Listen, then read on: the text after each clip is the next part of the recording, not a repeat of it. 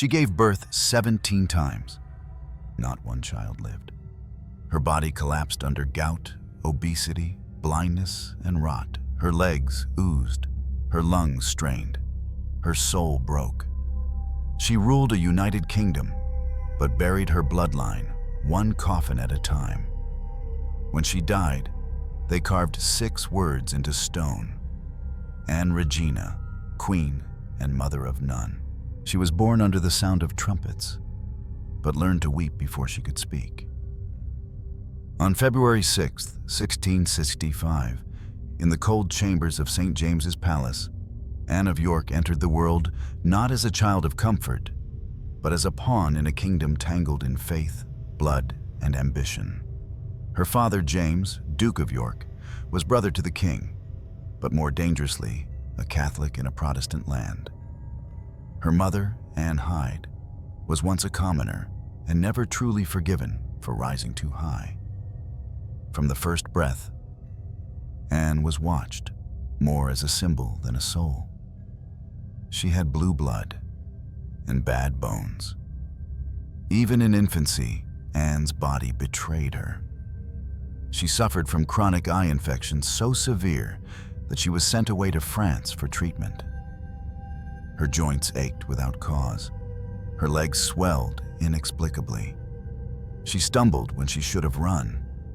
And though physicians offered Latin theories and herbal tinctures, none could fix what seemed to unravel slowly from within.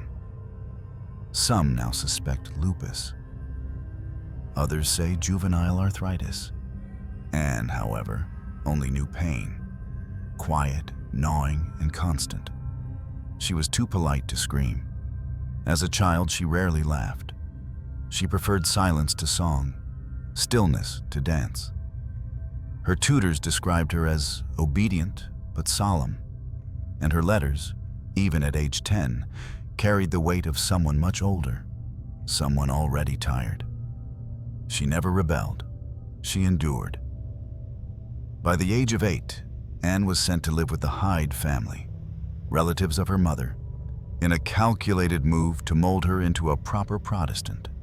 It was there that she met Sarah Jennings, a bright and charismatic girl who would later become Sarah Churchill, the woman who would cradle her, manipulate her, and eventually betray her. But for now, they were just 2 girls in a cold house, whispering secrets into linen pillows, dreaming of dresses and balls and a life that might be soft. Anne did not yet know that she would never have softness. The world around her twisted with danger. England teetered between kings and chaos. When Anne was 12, her uncle, the childless Charles II, still reigned, but whispers of his successor stirred paranoia in every corridor. Her father, James, now heir presumptive, was openly Catholic in a kingdom that burned women as witches for lesser sins. And Anne, quiet Anne, found herself placed on the chessboard of Protestant strategy.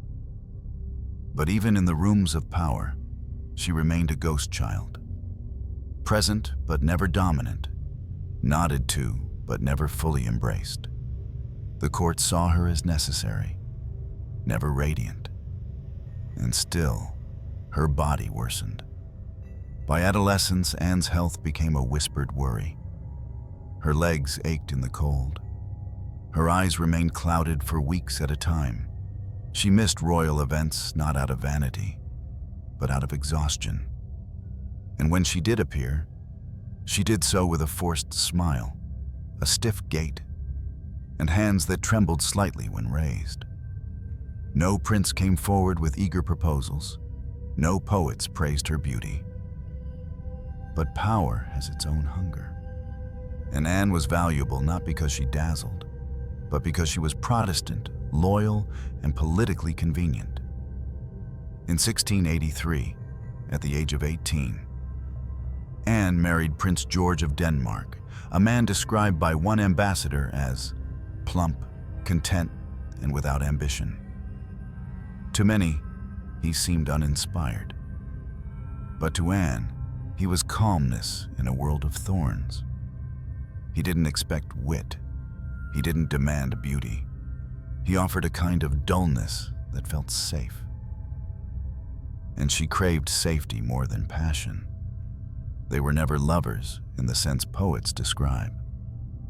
Their letters were not filled with fire, but they were consistent, and consistency to Anne was its own form of affection. George sat beside her during fevers. He held her hand during her first miscarriage. He did not speak often, but he stayed. He stayed when her sisters mocked her weight. He stayed when her own father fled to France. He stayed when the crown passed over her head and then turned back again. But even as her political star rose, her personal sky grew dimmer. Behind her public appearances, behind the carefully stitched gowns, the powdered cheeks, the measured bows, Anne carried a grief she couldn't name yet. It would soon have a name and a date, and 17 graves. In 1688, when her sister Mary and brother-in-law William of Orange overthrew their own father and took the throne, Anne declared allegiance to them, not out of politics, but out of exhaustion. She was tired of choosing, tired of pretending. And so, she swore loyalty and smiled at her sister's coronation, even as her father crossed into exile. But the true coronation of Anne's life would not be on a throne. It would be in a delivery room, over and over and over again. By the time she turned 25, Anne had already lost 5 pregnancies. By 30, that number had climbed to 10. And each loss left not just an empty crib, but a fracture in her spirit, a cracking sound that grew louder in her chest every time she was told it was not viable. No court musician could drown that sound out. No hymn could soothe it. And still, she tried again, and again, and again. Because Anne, for all her stiffness and formality, believed in one thing with the desperation of a drowning woman, that if she could just give England an heir, her suffering might mean something. Her body, her blood, her breath, they would not have been wasted. But destiny, it seemed, had already written her womb into tragedy. She prayed. She smiled in public. She bled in private. And when the bells of Westminster rang for the next royal christening, it was never for her children. It was for others. Always for others. Anne of Great Britain, before the great, before the crown, before the swelling and the pain and the rot, was simply a girl born into a war she did not start, holding a body she did not choose, trying to survive a kingdom that only loved what it could use. She did not weep publicly, but inside her, something had already begun to break, and history would not be kind enough to stop it. She did not marry for fire. She married for stillness. In a court that demanded beauty but punished vanity, brilliance but feared ambition, Anne had nothing to offer that could dazzle a foreign prince. She was not striking, nor especially quick with words. Her gait was awkward, her eyes often inflamed from chronic infections, and her laughter, a rare and hesitant sound, never quite filled the corners of a room. But she was Protestant, politically unthreatening, and above all, available. And so, in July of 1683, at the age of 18, Anne was joined in matrimony to Prince George of Denmark, a man whom the court regarded with the same lukewarm politeness they afforded a cold bowl of milk. He was bland. She was lonely. And in that quiet symmetry, something resembling comfort took root. No court ball was held in their honor. No poems were written. The public reception was mild, the diplomatic significance minimal. But to Anne, who had spent most of her life being passed between court factions like a parchment no one wanted to sign, this quiet union, without drama, without deception, without fire, felt like shelter. He did not mock her weight. He did not belittle her slowness. He did not ask for more than she could give. And so she gave him everything she had. She called him my dear creature. He called her heart of my heart. Their love was not the kind that made the heavens sing, but it was steady, undemanding, unobtrusive, and consistent. George followed her like a loyal hound through every phase of her life, from palace to palace, war to peace, pregnancy to miscarriage, with a kind of heavy-footed devotion that was often mistaken for stupidity.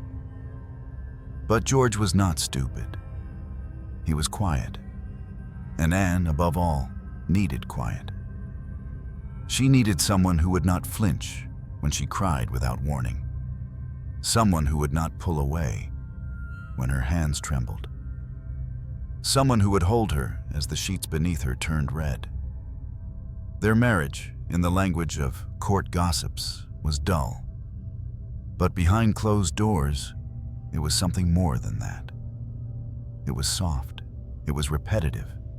It was human. And for Anne, whose entire life had been lived under the glare of suspicion and the cold scrutiny of politics, it was the closest she ever came to peace. But peace would not last. Just months after the wedding, Anne miscarried for the first time. It was early. Barely the second trimester, but she felt it. A sharp pain in her lower back, a sudden flood of warmth, the silence of her ladies-in-waiting as they turned their faces away. She was told not to worry, told these things were common, told to rest and try again. And so she did, again and again. The second miscarriage came the following year, then a stillbirth, then a child who lived 2 hours, then another who died within the week. The numbers blurred, the names were barely whispered, and yet Anne remembered each one as vividly as a scar on skin that never healed. In the nursery, she kept a chest with tiny clothes that had never been worn, little gowns stitched in hope, booties too small for burial. She opened it sometimes in the dark, when no one was watching, and ran her fingers across the lace, as if she might conjure them back by touch. Palace life continued. Ministers came and went. War loomed on the horizon.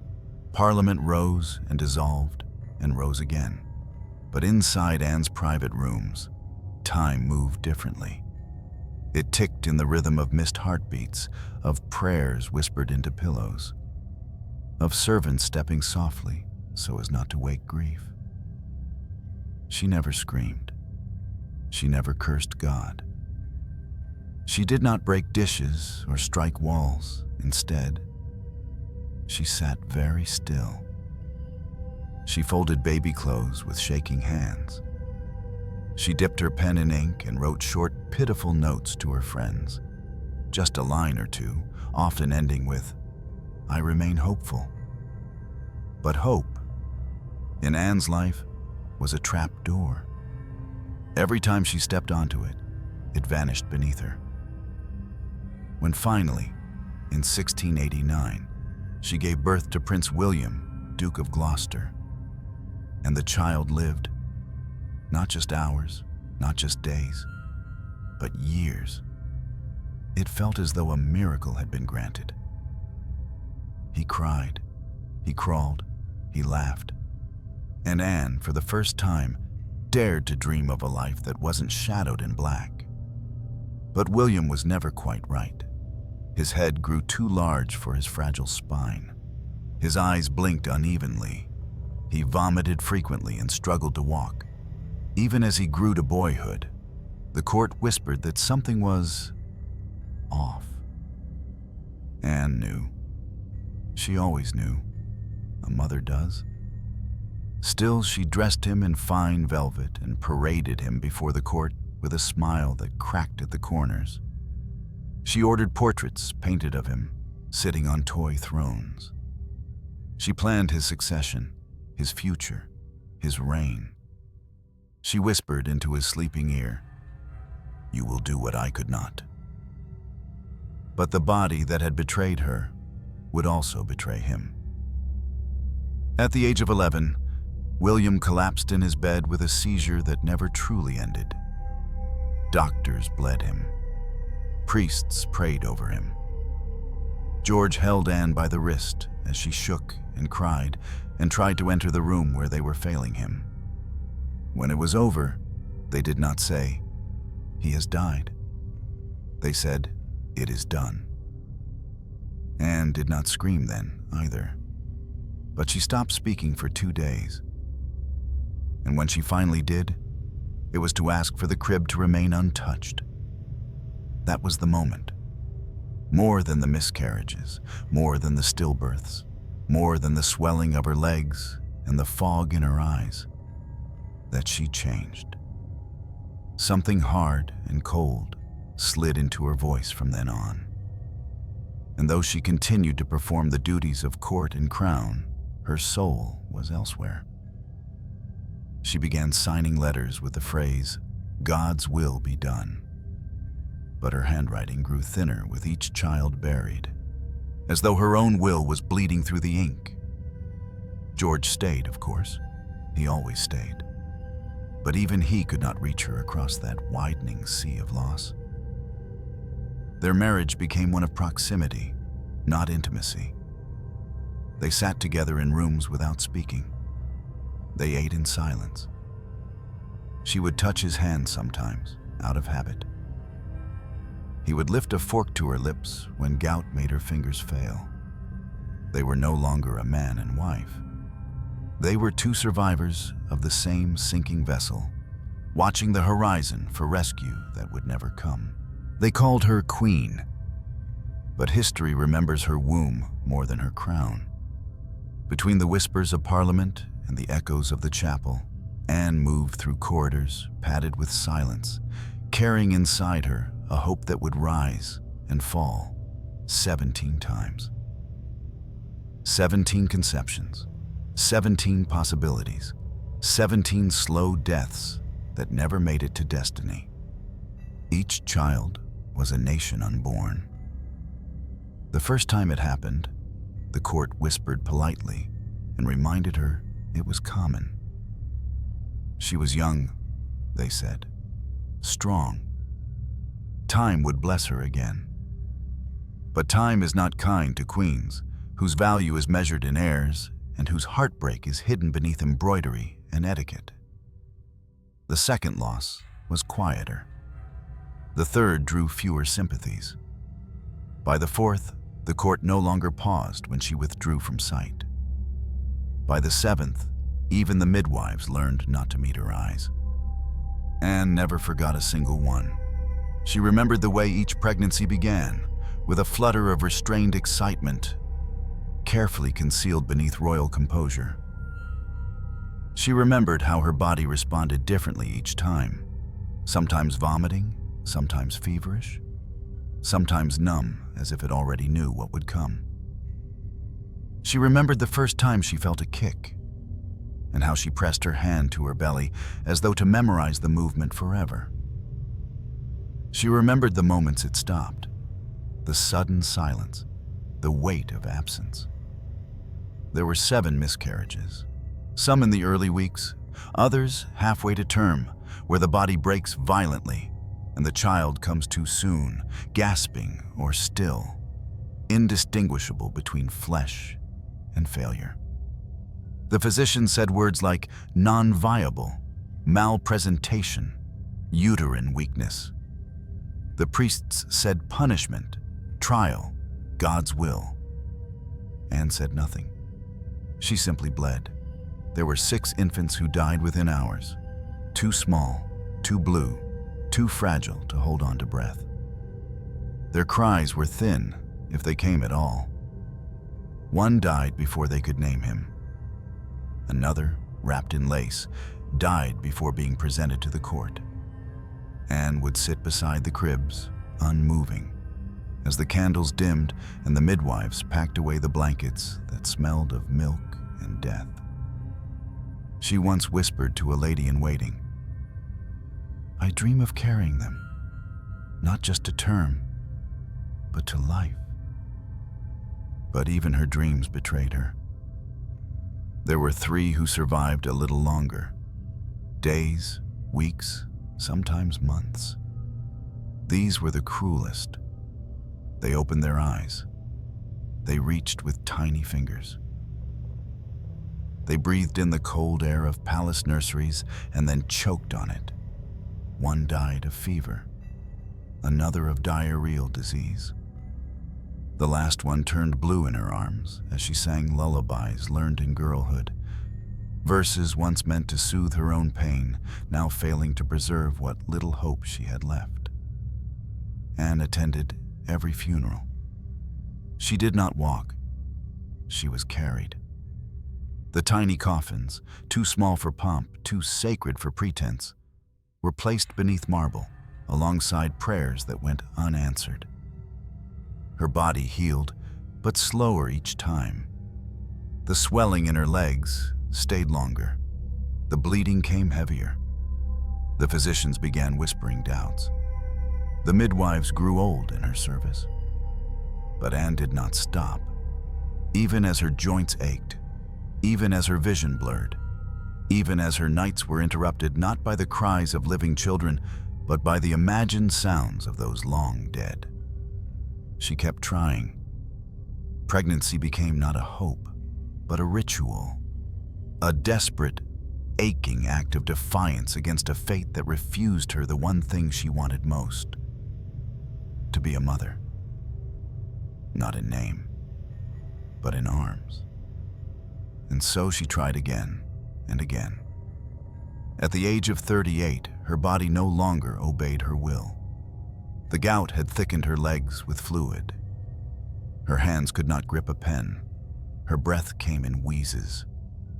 Still, she carried once more, fragile, swollen, exhausted.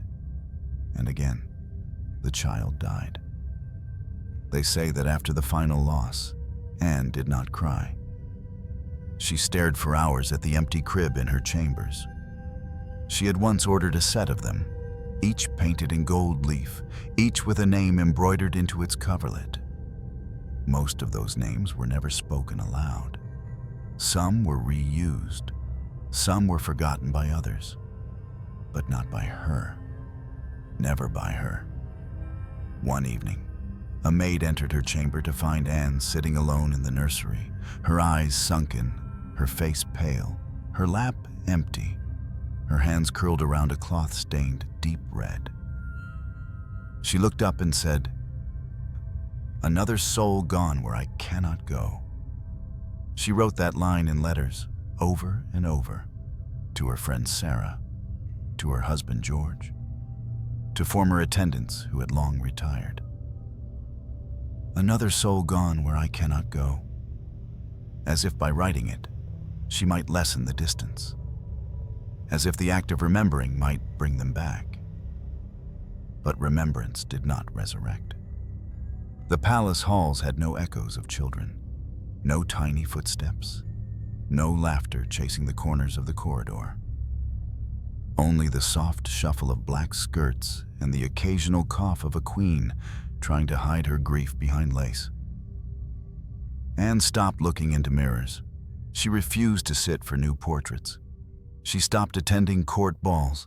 She wore black nearly every day for the rest of her life. Not as a formal mourning period, but as a permanent state of being. Her mourning had no end, because the losses never ceased. Only one child lived long enough to be called a son. Prince William, Duke of Gloucester, her final hope. He was born in 1689. He had a large head, weak limbs, and an uneven smile that broke Anne's heart every time he tried to use it.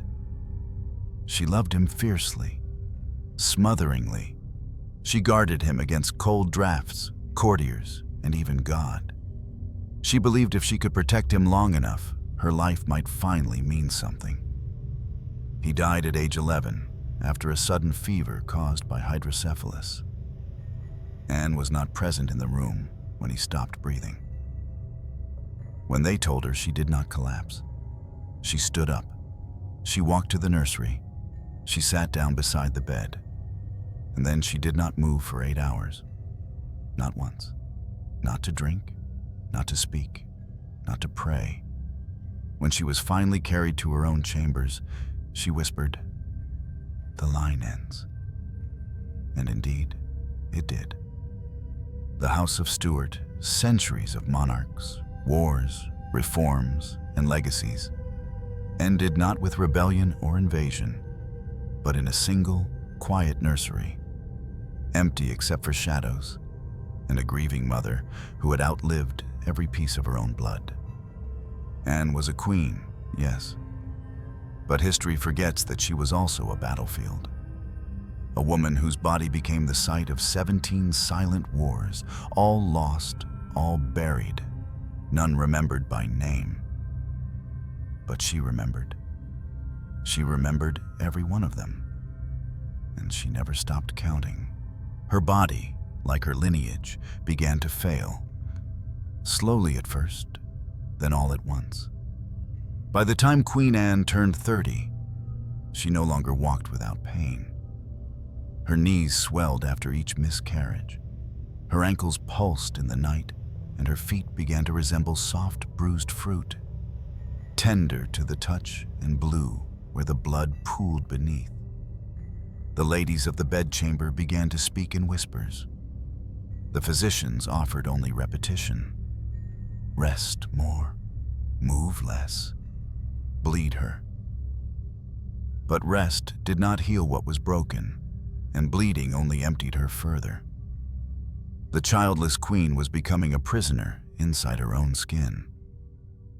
What began as stiffness in the mornings evolved into permanent agony by dusk. Anne's gout, long suspected but seldom named aloud, crept through her limbs like vines, tightening with each passing month. Her hands swelled, her fingers curled, and the simple act of raising a goblet became an exercise in restraint against pain. There were days when she could not grip a pen to sign royal decrees. There were weeks when she could not lift her legs into bed without help. And there were entire seasons where every footstep had to be negotiated. Negotiated not with cobblestones or carpets, but with the nerves in her own body, which screamed louder than any minister ever dared. Eventually, she stopped walking entirely.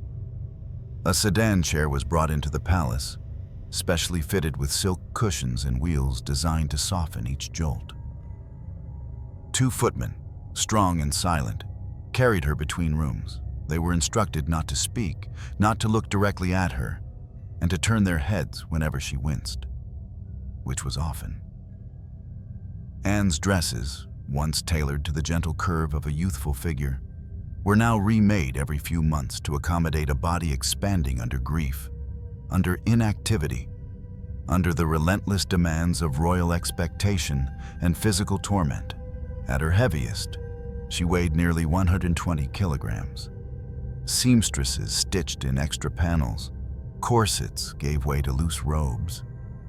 She wore black not only for mourning, but because no tailor dared suggest anything else would do. One observer described her breath as a struggle like drawing air through velvet soaked in rain. She breathed loudly. She breathed visibly. She breathed as if every inhalation came at a cost. Eating brought comfort, if only briefly. It was the only act left to her that neither caused pain nor risked loss. And so she ate, quietly, methodically, in solitude. Bowls of broth, slices of sugared bread, bits of roast carved by trembling servants. Her appetite was never gluttonous in the mocking sense often applied to queens by their enemies. It was not excess, but survival. She filled her stomach because her womb had emptied, and in that cruel arithmetic, consumption replaced creation. Her body was not merely gaining weight. It was turning on itself. The swelling in her legs, a symptom of worsening congestive heart failure, caused her skin to split at the calves. Ulcers wept into linen. Her nurses changed bandages in silence, faces tight with restraint. There were nights when the stench of rot filled her chambers, a mix of infection and decay, so thick that perfumes were kept burning near the bedposts to mask it. And yet Anne insisted on remaining in those rooms, as if the smell itself had become part of her crown. She began to lose her vision, slowly and unevenly. At first, she struggled to read. Then she struggled to recognize faces across the room. Eventually, she stopped facing mirrors entirely. When court painters offered to update her portrait, she refused. "Paint the kingdom," she said, "not the corpse that rules it." One priest described seeing her pray in chapel, surrounded by servants in mourning black. She tried to kneel. She could not. Two women had to hold her on either side, one steadying her elbow, the other bracing her spine. When they finally lowered her to the kneeling bench, Anne wept. Not for God, but for the indignity of needing help to bow. The Queen of Great Britain, architect of a united crown, the last living heir of a once mighty house, had become a symbol of collapse. Not in war, not in treason, but in body, in flesh that refused to serve, in bones that would not carry her, in lungs that drew air only when forced. Her ministers argued in circles while she sat in silence, half asleep, her swollen feet elevated on embroidered pillows, her hands clutched tightly around a Bible she could no longer read. She began forgetting details, misremembering dates, confusing names. Her speech, once soft and hesitant, grew slurred in moments of fatigue. Grief had pulled her inward. Pain had sealed the door. There were moments of lucidity, brief windows where Anne emerged from the fog and gave commands with the full authority of her station. But they were fleeting. And afterward came the return to stillness, to slow breathing, to the dull roar inside her skull that sounded like bells underwater. Some say her court was filled with whispers of resignation, that her own ladies wept in secret, not because she was unkind, but because they watched her vanish by inches. Not die, but dim. By 1710, she rarely left her bedchamber. Messages were read to her, decisions made in her name. Paintings of her were altered to reflect a slimmer, healthier image, one more suited to the illusion of power. But no artist could paint over the truth. Anne's body had become a monument to suffering, a living archive of 17 pregnancies, 17 losses, and the steady, cruel betrayal of biology. Her flesh bore the weight of absence. Her skin held the color of regret.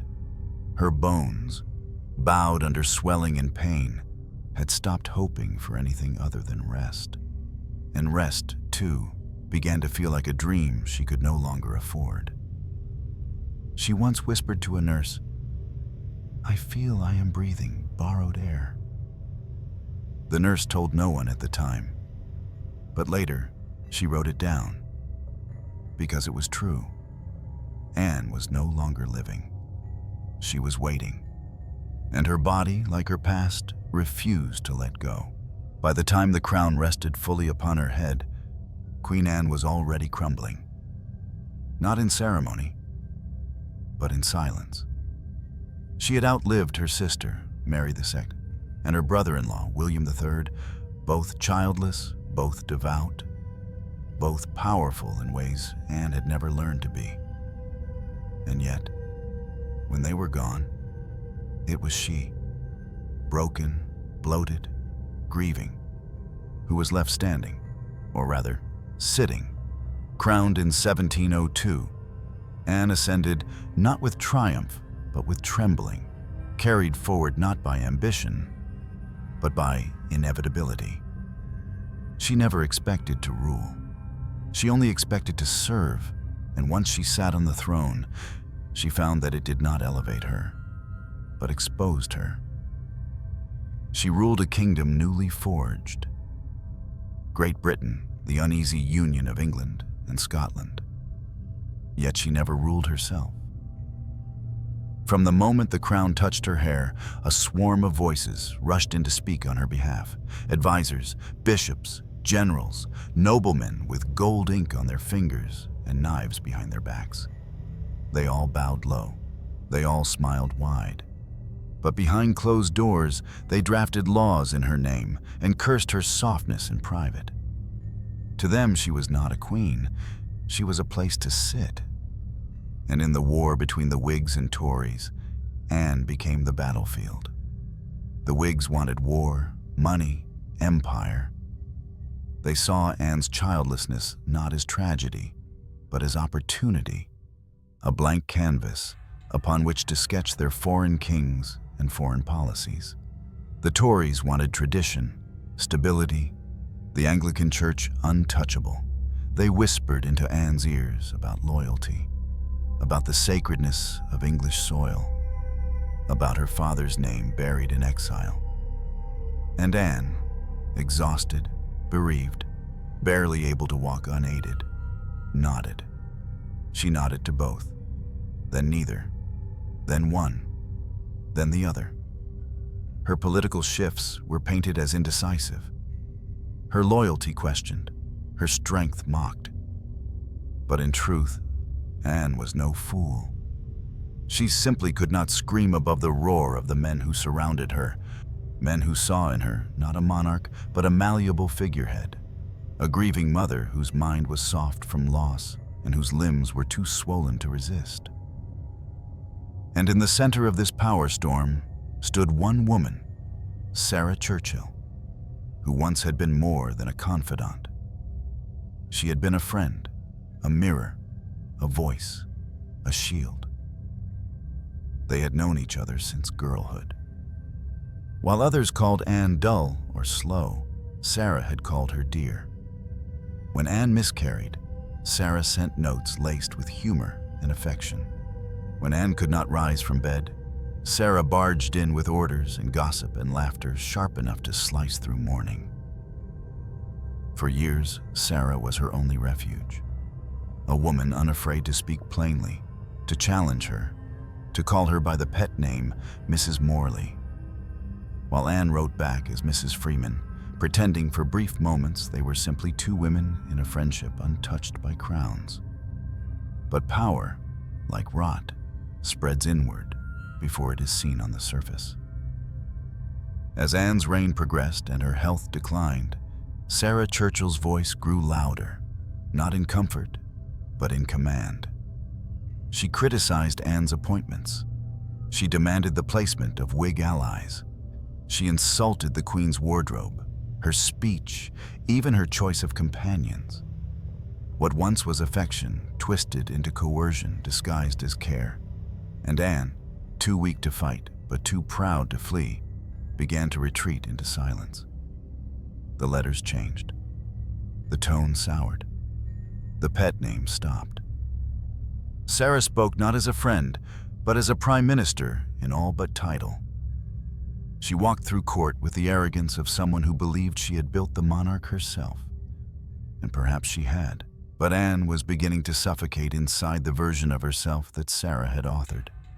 In 1707, as the Act of Union united England and Scotland, the public celebrated. Parliament buzzed. The ministers smiled. But Anne wept in private, not for politics, but for what she was becoming. A queen celebrated for unifying crowns, even as her own circle fractured beyond repair.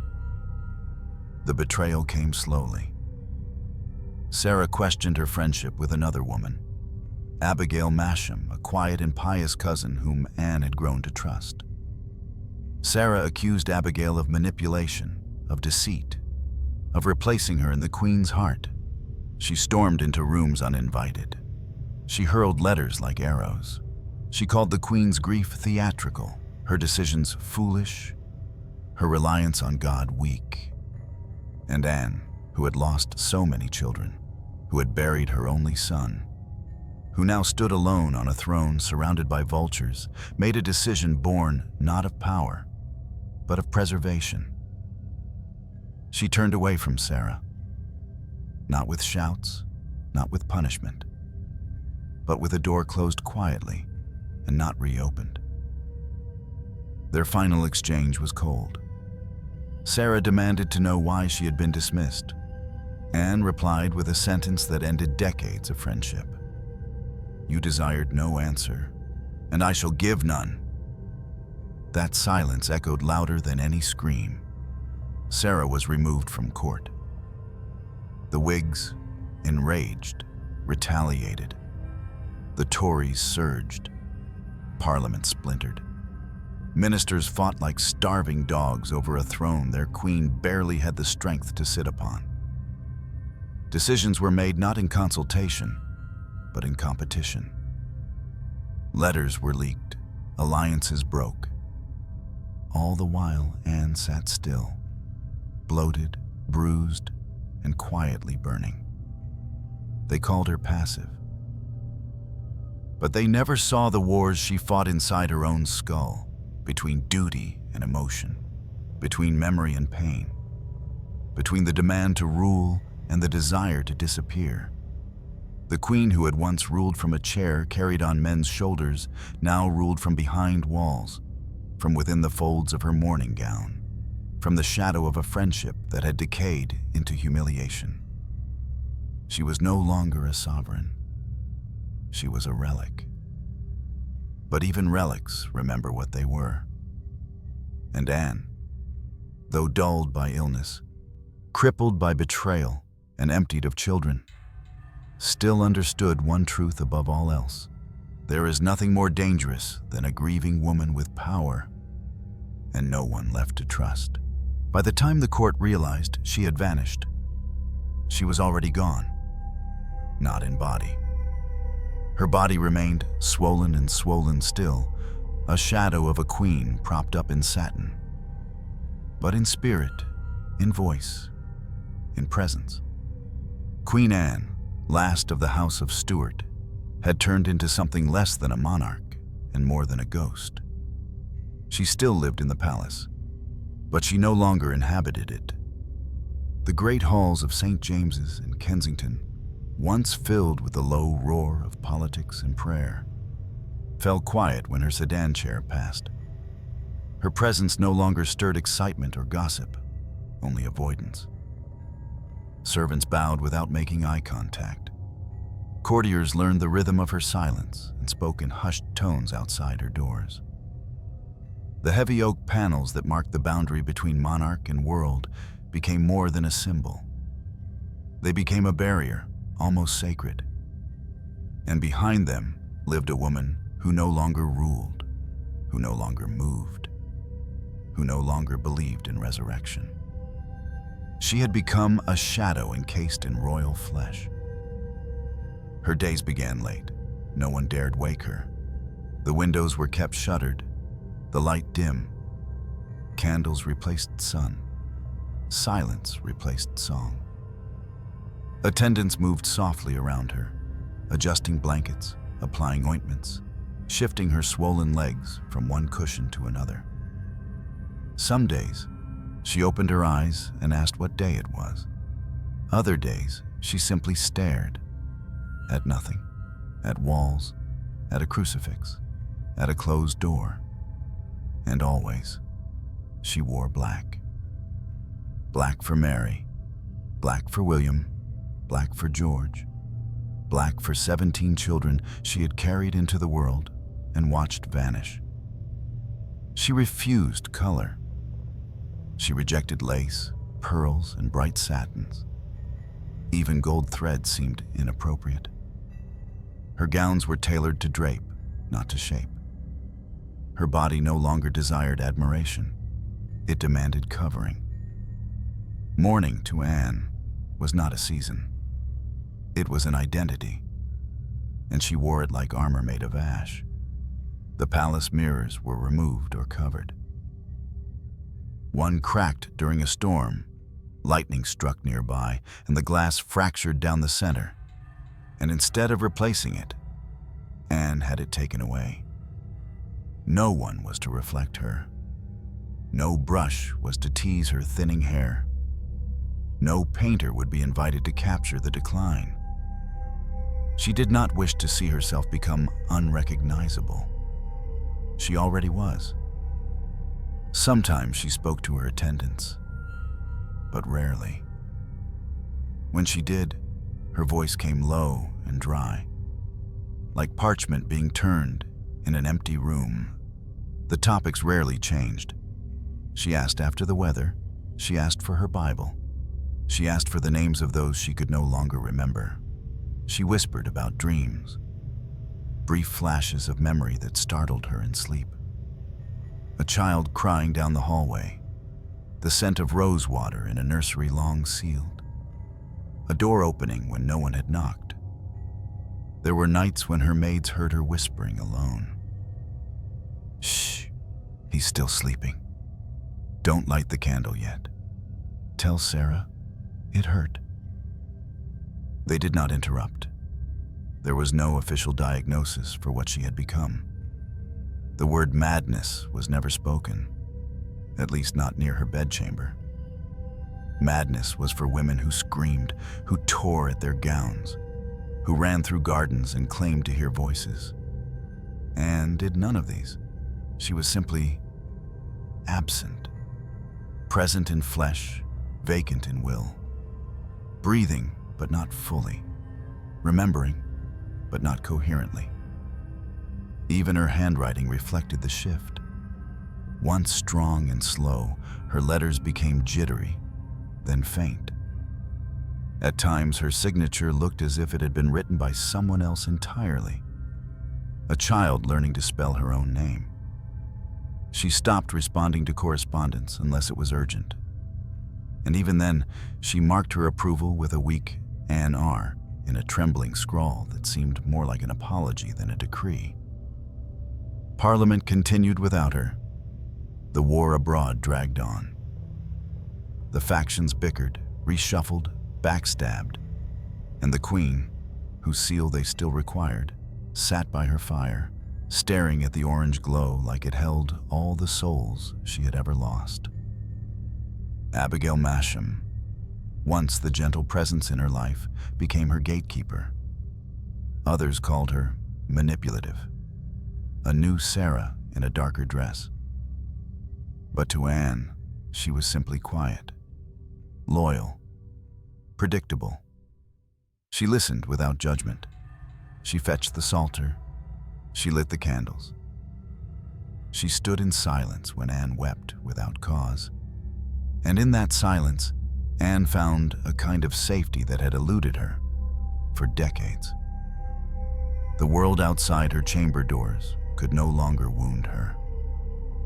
But it could not touch her either. And so the palace itself began to shift. It quieted. It darkened. It mourned with her. No more music echoed through the upper galleries. The harpsichord sat untouched. The chapel bells tolled, but rarely. Portraits of Anne in her youth, portraits with hopeful eyes and soft blush, were removed from hallways and replaced with coats of arms. Tapestries faded. Candlesticks were left unpolished. The Queen's apartments became a mausoleum draped in protocol, a place where time had slowed to match the pace of her breath. One ambassador wrote in a private letter, "She is not ill in the way physicians measure. She is simply hollowed." And that word, hollowed, was perhaps the most accurate of all. Because Anne was not mad, not wicked, not cruel. She had simply endured too much loss, too much pressure, too much silence. And in enduring, she had become empty. She no longer visited the nurseries. But she insisted they not be changed.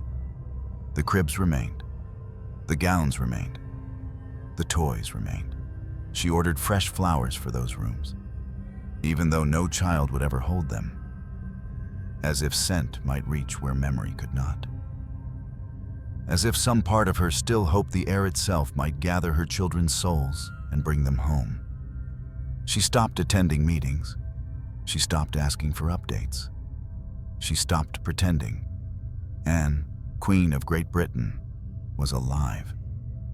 But she was no longer among the living. And still, they called her Majesty. And still, they bowed. And still, they waited. For a decision, for a name, for a whisper from the Queen who had become a phantom inside her own throne. He was never meant to survive. But she believed he would. Prince William, Duke of Gloucester, the only child of 17 to live beyond infancy, the only thread of blood left to hold the House of Stuart together, was born in 1689 beneath candlelight and cautious hope. He came into the world red and screaming, limbs trembling, skull oddly shaped, neck weak, but alive. And to Anne, that was enough. She called him her miracle, even as physicians frowned. She called him soldier, even as nurses whispered about his twisted spine, his distended head, the sluggish blink of one eye. She called him hope, even as each passing year made clear that hope, too, was sickly. William was not a healthy child. He suffered seizures, fell often, spoke with a slight slur. He caught infections with alarming ease. He tired quickly. His skin was pale, thin, bruising at the slightest touch. His legs bowed outward, his balance unsure, and his tutors learned to shorten lessons so he would not faint at the desk. They feared hydrocephalus. They suspected spinal deformity. They whispered the words, "not long," when Anne wasn't near, but she knew. Of course she knew. She had carried him. She had felt his heartbeat before his first breath.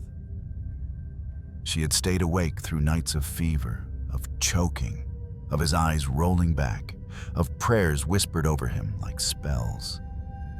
And still, she believed, because how else does a woman survive 17 funerals unless she convinces herself that the 18th will be different? So Anne dressed him in royal blue. She commissioned portraits with golden sashes and toy swords. She arranged birthday balls with wooden horses and velvet chairs, though he could not ride and barely stood. She watched him laugh, slow and crooked, and for a moment, each time she imagined a crown, a future, a family line unbroken, a name that would not be erased. But names can disappear as swiftly as breath. In July of 1700, days before his 11th birthday, William fell ill. At first it was only fatigue, then came the fever, then came the vomiting, then came the swelling. His head, his limbs, his stomach. His breathing grew shallow, his speech slurred into unintelligible murmurs. He clutched his neck and begged the servants to darken the windows. Anne, who by now was barely able to rise from her chair without assistance, ordered to be taken to his side. She was lifted. She was carried. She was placed by his bedside with shaking hands, her body barely functioning, her voice reduced to a whisper. She held his fingers. She stroked his cheek. She sang lullabies that had once belonged to other children, long dead, now reawakened for the one who had lasted the longest. She prayed, not loudly, but with the desperate rhythm of someone whose soul was bargaining for the last time. The physicians could do nothing. Opiates dulled his pain. Cool cloths did nothing to stop the seizures. On the morning of July 30th, William ceased to respond.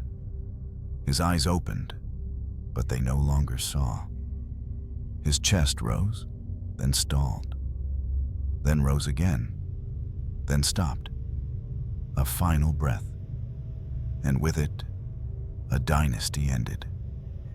Anne did not scream, she did not faint, she did not even speak. She simply reached for his blanket, drew it over his chin, and folded his hands in silence. The women in the room began to cry, but Anne waved them away, slowly, with one hand. She remained by the bedside for hours, refusing food, water, movement. Eventually, someone carried her back to her chamber, and even then, she said nothing. Only her eyes moved, only her lips twitched, only her breath betrayed the war happening beneath her skin.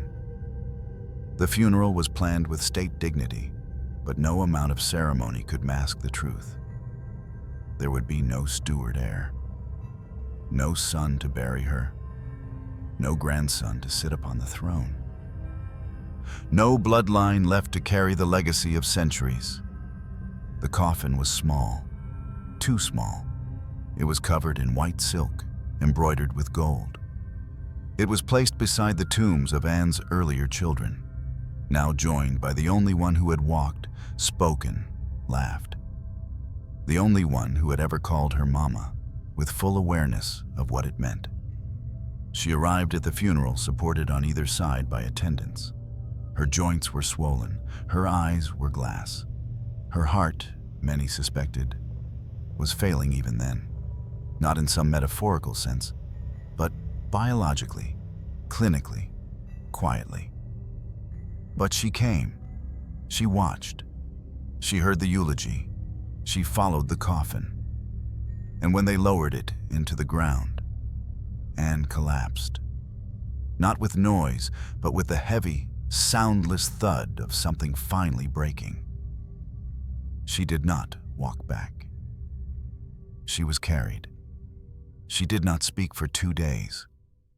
On the 3rd day, she wrote one line in her journal.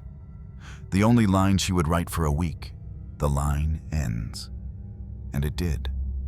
The death of William sent shockwaves through Parliament. Not because of grief, but because of succession. England, now a kingdom united with Scotland, could not bear the risk of a Catholic returning to the throne. Panic unfolded behind closed doors.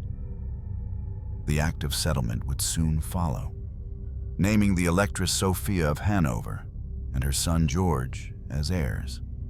Distant cousins, foreigners, Germans who had never stepped foot in England, strangers to the land they would inherit.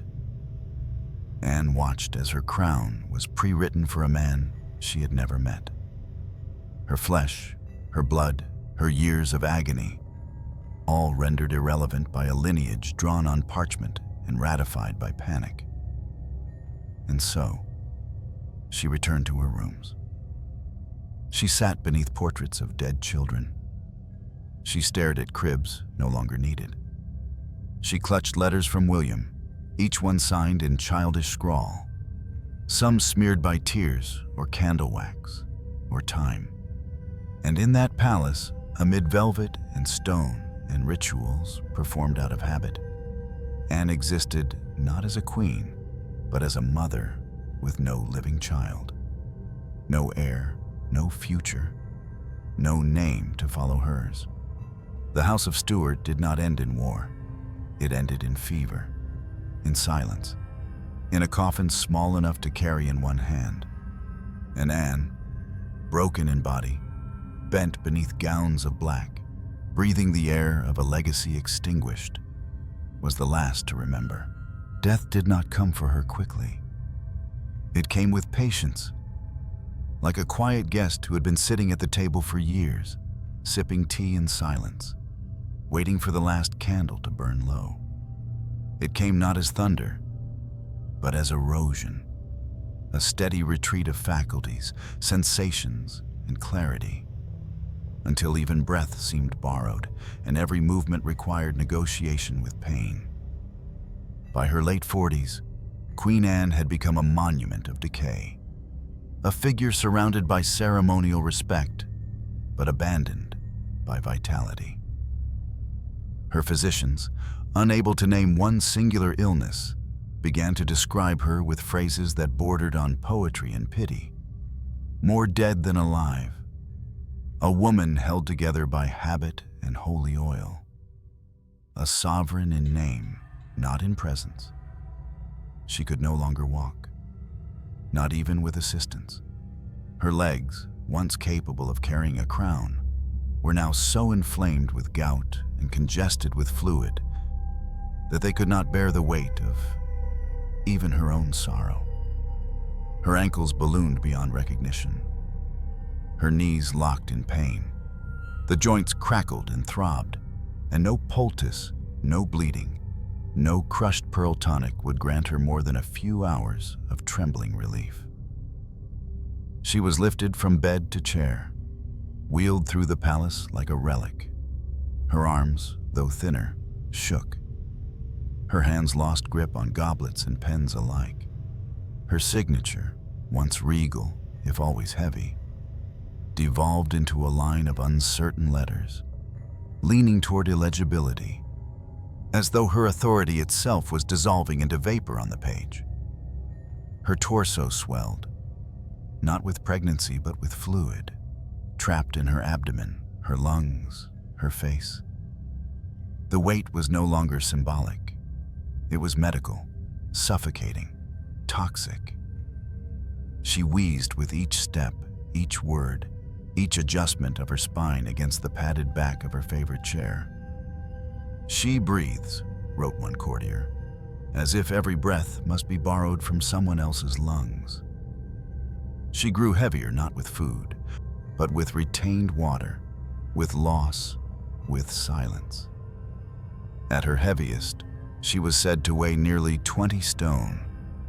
Her gowns had to be remade every few months, stitched not for elegance, but for accommodation. No corset could bind her. No seamstress dared to suggest otherwise. The ulcers returned, long dormant, now blooming like rot beneath linen wraps. Her legs opened in lesions, her calves oozed.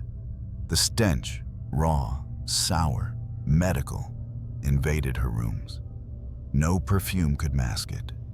No servant spoke of it aloud. But they all knew.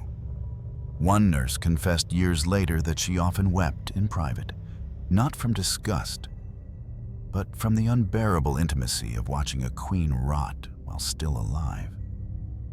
Knowing that the crown could gild a chair, but not the flesh it cradled. Her vision blurred, first one eye, then both.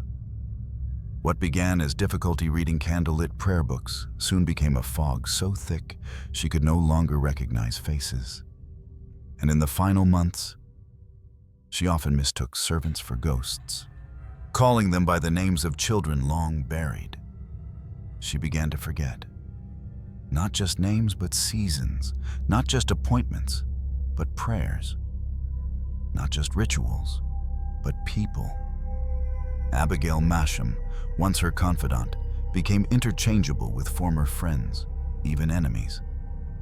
Ministers reported she would repeat questions. She would ask who was king. She would forget what had happened to her husband. She would sit for hours, lips parted, fingers twitching against a blanket, staring into an empty hearth as if it whispered answers she could no longer remember how to ask. Her mind slipped in and out of the present like a ship in fog. Some days she was lucid, some hours commanding. But more often, she wandered through thoughts like one might drift through a burned-out house, each room familiar in outline but unrecognizable in detail. Every door leading back to grief, every window sealed shut with pain. She asked to see her son. They told her gently. He had passed. She wept as if learning it for the first time. Again and again. She asked for the names of her children. No one answered. Because which name do you say when there were 17? Which name do you risk cutting her with today? She asked what year it was. They lied to her. Because what comfort could she find in knowing that history had moved on without her? That she had outlived her own purpose? The bleedings continued, even when it was clear they were doing more harm than good. The opiates increased. until sleep became her only sanctuary, a numb drifting through velvet dusk and memoryless dawn. Her voice, when it came, was soft and uneven, and increasingly incomprehensible. In her final weeks, she could not eat solid food. Broths were spooned to her lips. Sometimes she turned away. Sometimes she drank as if starving. Sometimes she said nothing at all. The palace, already accustomed to silence, grew quieter still. Ministers visited less often. Decisions were made without her. Royal decrees bore her seal, but not her soul. And outside her chambers, Parliament debated what came next. The name George of Hanover was whispered more loudly. A king-to-be she had never met. A language she did not speak. A bloodline not her own. She would die, they all knew, as the last Stuart, not by execution, not by rebellion, but by accumulation, by decades of sorrow compressed into flesh, by grief calcified into bone, by memory that turned to fog, and breath that turned to burden. Her final days were spent not in speeches or ceremony, but in small gestures. A nod to a nurse, a reach for a cross, a tear that slid silently down her cheek and into the collar of a gown that no longer fit. One morning, she whispered a line no one had heard before. "Tell them. The house is empty now." And perhaps she meant the palace. Perhaps she meant her womb. Perhaps she meant her mind. Or perhaps she meant all of it. Because in the final days, Anne was no longer a queen, nor a woman, nor even a mother. She was the remains of all three, held together by skin and sorrow, waiting for the silence to be complete. On the morning of August 1st, 1714, the palace was silent. But not in the ceremonial sense that courts observe when a monarch dies. It was a deeper silence, one that had been creeping through the corridors for years, settling into the curtains, clinging to the stone, growing heavier each time her body failed, each time a child was buried, each time a breath left her lungs and took nothing with it. The Queen of Great Britain was dead, not with trumpet, not with tears, not with a nation kneeling beneath stained glass or waving flags in the street. She died as she had lived in her final years, alone in a room filled with people who had long since stopped looking her in the eye. The records stated plainly.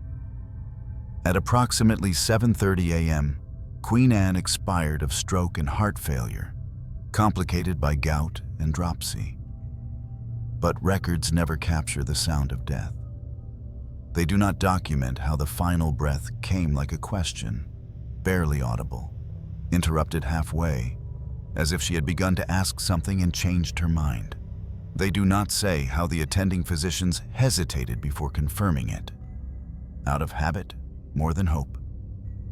They do not mention the two maids who stood at her bedside, one holding a damp cloth, the other clutching her own hand until the knuckles turned white. No child stood beside her. No husband pressed her fingers closed. No royal successor waited with solemn dignity in the corridor. Just silence, and the smell of lavender oil, and the soft hiss of a candle that had burned too low. Anne died at the age of 49, though in truth her soul had begun its departure long before. Each pregnancy had hollowed her further.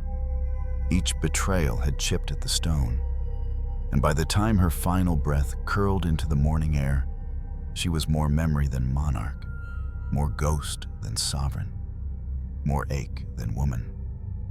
She was buried in Westminster Abbey, as all monarchs of consequence are. They dressed her in black, not out of fashion, but because there was no other color she had worn for years. They placed her beside her husband, Prince George of Denmark, whose death 12 years earlier had quietly collapsed the last scaffolding of her private self. And more hauntingly, they buried her alongside 17 tiny tombs, each marked with a name barely remembered, each smaller than the next, each a whisper sealed in stone. The inscription on her tomb was brief, stark, unforgiving in its finality. Anne Regina, Queen and Mother of none. Not one heir, not one child to inherit the pain she had carried like a crown forged in blood. And so, the line ended. Not in battle, not by execution, not with the thunder of revolt or the fury of political fire. It ended with a death so quiet it might have been mistaken for sleep. It ended in a palace that had already forgotten the sound of children.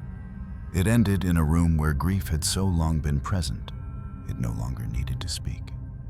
The reaction from court was efficient. Orders were issued. Succession was confirmed. George I of Hanover, a distant Protestant cousin born in Germany, was named King of Great Britain. He had never met Anne. He had never set foot on English soil before that week. He did not speak English. He did not bring with him the memories of William, or Sarah, or George, or 17 funeral processions cloaked in silence. He arrived as a man called to inherit, not to mourn. And England, ever fearful of Catholic return, accepted him not with joy, but with relief. The House of Stuart, once drenched in drama and divine rite, disappeared into the crypts, and the House of Hanover took its place. Not by conquest, not by vote, but by the quiet shuffling of papers, the crossing of names, the reprinting of coins. A stranger ruled where blood had failed. Anne was not remembered for her policies. She was not revered as a military strategist, though the War of the Spanish Succession was fought in her name. She was not praised for vision, though the Act of Union passed under her reign, joining England and Scotland beneath a single crown. Instead, she became a caution, a figure of pity, a symbol of decline. Whispers painted her as dull, too religious, too emotional, too slow, too sick. Some mocked her weight, others her devotion. Some remembered her in caricature, a heavy woman in a wheeled chair, mumbling prayers and confusing names. Few remembered the girl who had wept over empty cribs. Fewer still recalled the queen who had outlived every child she carried. And almost none understood the cost of wearing a crown that no one wanted her to have, until it was too late for her to refuse it. Her reign was a holding of breath, a waiting for heirs that never came, a line drawn out by hope and ended by biology. She was the last monarch of the Stuarts. She was the only British sovereign to bear children 17 times and bury every one. She was a woman whose greatest act of power was enduring.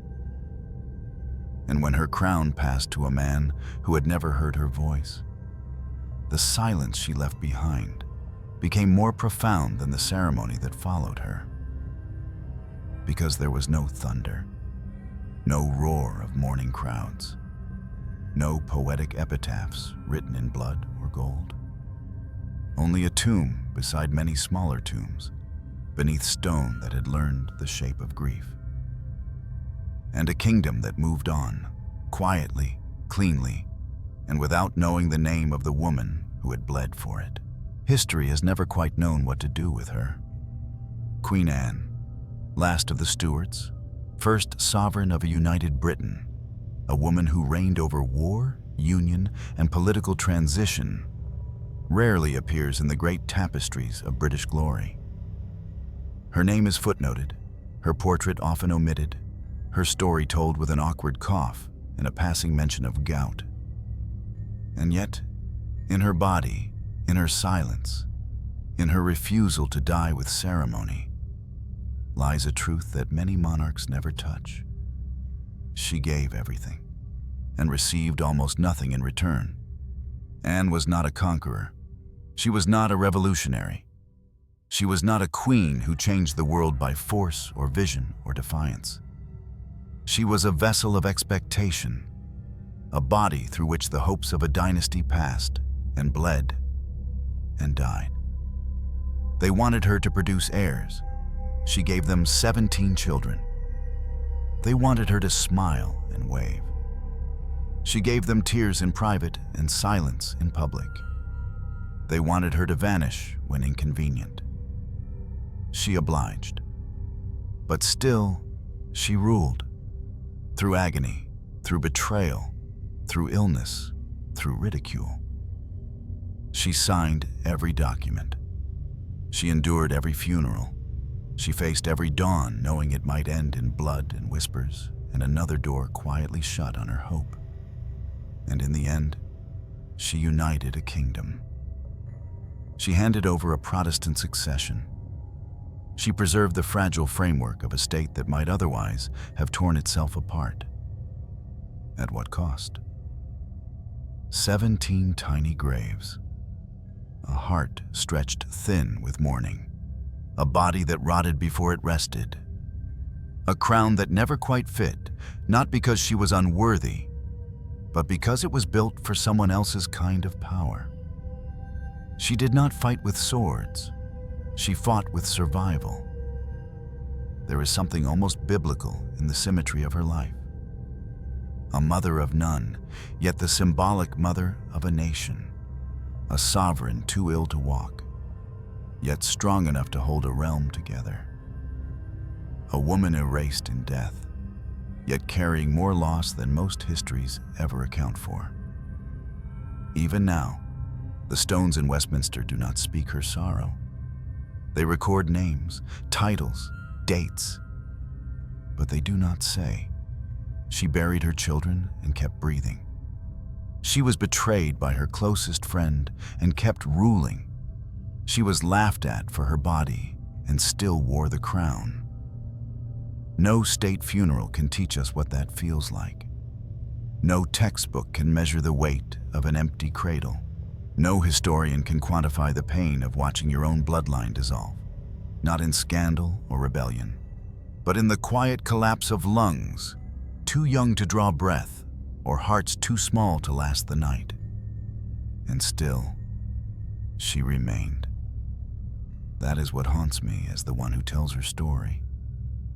It's not her decline, her bloating, her blindness, her confusion. It's the staggering stillness of her endurance.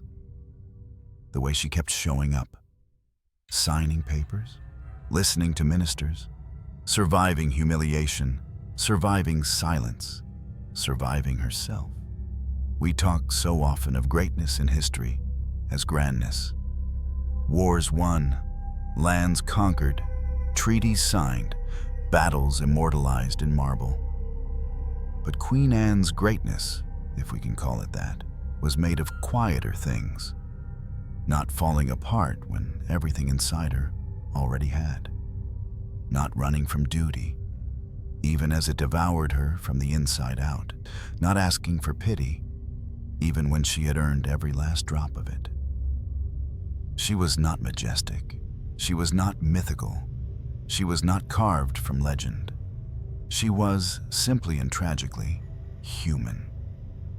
And perhaps that is why we forget her, because history prefers its women either saints or monsters, virgin queens or wicked temptresses, brilliant visionaries or manipulative consorts.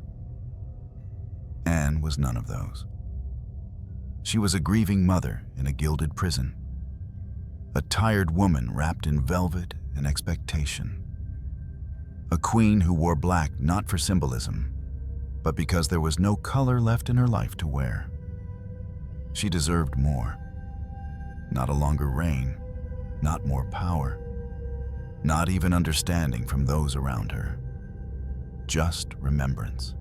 Just the dignity of being seen for what she truly was, a woman who gave everything she had to a system that drained her of body, of voice, of blood, and then replaced her with a man who had never known her name.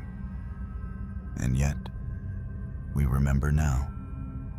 In whisper, in film, in books, in stories like this one. We speak her pain aloud. We give breath to the babies she lost. We listen for the silence between her signatures. We look at her image and refuse to laugh. Because her story is not about failure. It is not about weakness. It is not even about monarchy. It is about the price of being expected to create legacy through biology. It is about the violence of quiet suffering.